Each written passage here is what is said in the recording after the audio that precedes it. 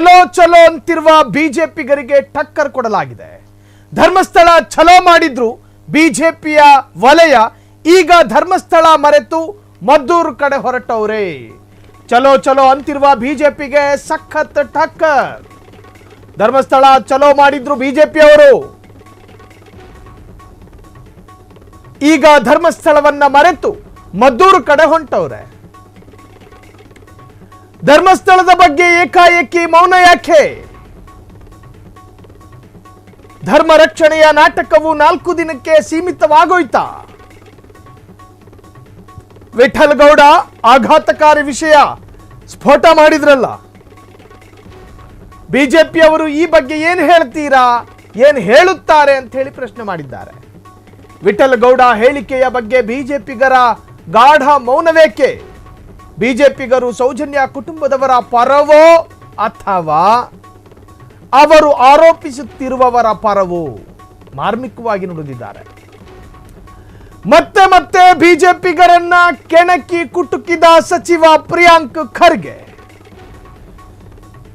ಮಾತೆತ್ತಿದ್ರೆ ಧರ್ಮಸ್ಥಳ ಚಲೋ ಧರ್ಮಸ್ಥಳ ಚಲೋ ಅಂತಾರೆ. ಯಲಹಂಕ ಶಾಸಕರಿಂದ ಹಿಡಿದು ಬಿಜೆಪಿಯ ರಾಜ್ಯಾಧ್ಯಕ್ಷರವರೆಗೂ, ರಾಜ್ಯ ವಿಪಕ್ಷ ನಾಯಕನಿಂದ ಹಿಡಿದು ಬಿಜೆಪಿಯ ಶಾಸಕರವರೆಗೂ ಚಲೋ ಚಲೋ ಅಂತಾರೆ. ಮಾತೆತ್ತಿದ್ರೆ ಚಲೋ.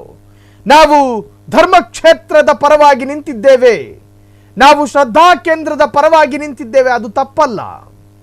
ಪ್ರಜಾಪ್ರಭುತ್ವ ವ್ಯವಸ್ಥೆಯಲ್ಲಿ ಒಂದು ರಾಜಕೀಯ ಪಕ್ಷ ತಮ್ಮ ನಿಲುವುಗಳನ್ನು ಸ್ಪಷ್ಟಪಡಿಸುವುದು ಅವರ ಸ್ವಾತಂತ್ರ್ಯ, ಅದು ತಪ್ಪು ಅಂತ ಹೇಳ್ತಾ ಇಲ್ಲ. ಆದರೆ ಅದೇ ರಾಜಕೀಯ ಯಾರ ಪರ ನಾವು ಇದ್ದೀವಿ ಅಂತ ಹೇಳಿ ಸ್ಪಷ್ಟಪಡಿಸಿದ್ರಲ್ಲ, ಅದರಂತೆಯೇ ಇಲ್ಲೊಂದು ರಾಜಕೀಯ ಪಕ್ಷ ಅವರ ಅಭಿಪ್ರಾಯವನ್ನ ವ್ಯಕ್ತಪಡಿಸಿದ್ದಾರೆ. ಅಲ್ರಿ, ಸೌಜನ್ಯಾಳ ಮಾವ ವಿಠಲಗೌಡ ಸ್ಫೋಟಕ ಆರೋಪವನ್ನ ಮಾಡ್ತಿದ್ದಾರೆ. ಅರ್ಥಾತ್ ಆರೋಪ ಅನ್ನೋದಕ್ಕಿಂತಲೂ ಕೂಡ SIT ತನಿಖೆಗೆ ಒಳಪಟ್ಟಿರುವ ಸೌಜನ್ಯಾಳ ಮಾವ ವಿಠಲಗೌಡ, ನೋಡ್ರಯ್ಯ, SIT ಅವರು ನನಗೆ ಕಿರುಕುಳವನ್ನು ನೀಡುತ್ತಿಲ್ಲ, ಬದಲಾಗಿ ಹೆಣವುತ ಪ್ರಕರಣ ಜೊತೆಗೆ ಸೌಜನ್ಯ ಪ್ರಕರಣಕ್ಕೆ ಸಂಬಂಧಪಟ್ಟ ಹಾಗೆ SIT ತನಿಖಾ ವ್ಯಾಪ್ತಿಗೆ ಸೌಜನ್ಯ ಪ್ರಕರಣ ಬರೋದಿಲ್ಲ, ಅದು ಬೇರೆ ವಿಚಾರ. ಆದರೆ ಹೆಣವುತ ಪ್ರಕರಣದಲ್ಲಿ ಒಂದಷ್ಟು ಮಾಹಿತಿಗಳನ್ನು ನನ್ನಿಂದ ಕಲೆ ಹಾಕಿದ್ದಾರೆ SIT ಅವರು.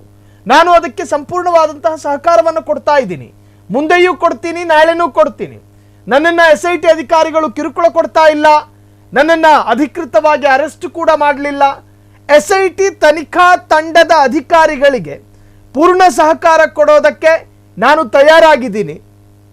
ಹಾಗಾಗಿ ಮಹತ್ವದ ದಾಖಲೆಗಳು ಸಿಗ್ತಾ ಇದ್ದಾವೆ, ಅಲ್ಲಲ್ಲಿ ಅಸ್ಥಿಪಂಜರಗಳು ಸಿಗ್ತಾ ಇದ್ದಾವೆ. SIT ಅಧಿಕಾರಿಗಳು ಅದನ್ನು ಪರಿಪೂರ್ಣವಾಗಿ ಸಂಗ್ರಹ ಮಾಡಿ ಅದನ್ನು ಸಂರಕ್ಷಣೆ ಮಾಡಿ ಸಂಬಂಧಪಟ್ಟ FSL ಎಕ್ಸ್ಪರ್ಟ್ಗಳ ಹತ್ರಕ್ಕೆ ಅದನ್ನು ತಲುಪಿಸಿದ್ದಾರೆ. ಹೆಣವುತ ಪ್ರಕರಣ ನಿಂತಿಲ್ಲ, ಹೆಣವುತ ಪ್ರಕರಣ ಅತ್ಯಂತ ಆಕ್ಟಿವ್ ಆಗಿ ನಡೀತಾ ಇದೆ. ತನ್ನ ಹೇಳಿಕೆಯನ್ನ ಮುಂದುವರೆಸುತ್ತಾ ಸಾಕಷ್ಟು ಮಾಹಿತಿಯನ್ನ ಬಿಚ್ಚಿಟ್ರು. ಆದ್ರೆ ಪ್ರಿಯಾಂಕ್ ಖರ್ಗೆ ಈಗ ಹೇಳ್ತಾ ಇರೋದು, ಪ್ರತಿ ವಿಚಾರಕ್ಕೂ ಚಲೋ ಚಲೋ ಅಂತೀರಲ್ಲ, ಈಗ ಧರ್ಮಸ್ಥಳವನ್ನ ಮರ್ತ್ರಿ, ಮಳೆ ಬರ್ತಾ ಇರುತ್ತೆ ಆದ್ರೂ ಕೂಡ ಚಲೋ, ಬಿಸಿಲು ಬರ್ತಾ ಇರುತ್ತೆ ಆದ್ರೂ ಕೂಡ ಚಲೋ, ಈ ಎಲ್ಲಾ ಚಲೋಗಳನ್ನ ಪಕ್ಕಕ್ಕಿಟ್ಟು ಈಗ ಮದ್ದೂರು ಕಡೆ ಹೊಂಟವ್ರೆ. ಅಂದ್ರೆ ನೀವು ಯಾರು ಪರ ನಿಂತ್ಕೊಂಡಿದ್ದೀರೋ ಅದು 4 ದಿನದ ಆಟ ಮಾತ್ರನಾ ಅಂತ ಕೇಳಿದ್ದು ಮಾರ್ಮಿಕವಾಗಿ. ಸೊ ಪ್ರಿಯಾಂಕ್ ಖರ್ಗೆಯ ಭಾಷೆಯಲ್ಲೇ ಹೇಳೋದಾದ್ರೆ, ಧರ್ಮಸ್ಥಳದ ಬಗ್ಗೆ ಏಕಾಏಕಿ ಮೌನ ಯಾಕೆ? ಧರ್ಮ ರಕ್ಷಣೆಯ ನಾಟಕವು 4 ದಿನಕ್ಕೆ ಸೀಮಿತವೇ? ವಿಠಲಗೌಡ ಆಘಾತಕಾರಿ ವಿಷಯ ಸ್ಫೋಟ ಮಾಡಿದ್ದಾರಲ್ಲ, ಬಿಜೆಪಿಯವರು ಈ ಬಗ್ಗೆ ಏನು ಹೇಳ್ತೀರಿ? ವಿಠಲಗೌಡ ಹೇಳಿಕೆಯ ಬಗ್ಗೆ ಬಿಜೆಪಿಗರ ಮೌನ ಯಾಕೆ? ಬಿಜೆಪಿಗರು ಸೌಜನ್ಯ ಕುಟುಂಬದವರ ಪರವೋ ಅಥವಾ ಅವರು ಆರೋಪ ಮಾಡ್ತಾ ಇರುವ, ಅರ್ಥಾತ್ ಏನು ಹೇಳ್ತಾರೆ, ಶ್ರದ್ಧಾ ಕೇಂದ್ರಕ್ಕೆ ಸಂಬಂಧಪಟ್ಟ ಆಡಳಿತ ಮಂಡಳಿಯ ಪರವೋ ಅಂತ ಹೇಳಿ ಬಿಡಿಸಿ ಹೇಳಿದ್ದಾರೆ. ಇನ್ನು ಮತ್ತೆ ಬಿಜೆಪಿಗರನ್ನ ಕೆಣಕಿದ ಸಚಿವ ಪ್ರಿಯಾಂಕ್ ಖರ್ಗೆ ಸೊ ಮದ್ದೂರು ಕಡೆ ಹೊರಟಿರುವ ಅಥವಾ ತನ್ನ ಹೇಳಿಕೆಯ ತುಂಬೆಲ್ಲ ಮದ್ದೂರು ವಿಚಾರವನ್ನೇ ಪ್ರಸ್ತಾಪ ಮಾಡ್ತಾ ಇರುವಂತಹ ರಾಜ್ಯ ಮಟ್ಟದ ಬಿಜೆಪಿ ನಾಯಕರುಗಳಿಗೆ ಪ್ರಿಯಾಂಕ್ ಖರ್ಗೆ ತನ್ನದೇ ಶೈಲಿಯಲ್ಲಿ ಕುಟುಕಿದ್ದಾರೆ. ಕ್ಷಣ ಕ್ಷಣದ ಸುದ್ದಿಗಳಿಗಾಗಿ ಫ್ರೀಡಂ ಟಿವಿ ಸಬ್ಸ್ಕ್ರೈಬ್ ಮಾಡಿ, ಲೈಕ್ ಮಾಡಿ ಹಾಗೂ ಫಾಲೋ ಮಾಡಿ. ಹೊಸ ಸುದ್ದಿಗಳ ನೋಟಿಫಿಕೇಶನ್ಗಾಗಿ ಬೆಲ್ ಐಕಾನ್ ಮೇಲೆ ಕ್ಲಿಕ್ ಮಾಡಿ.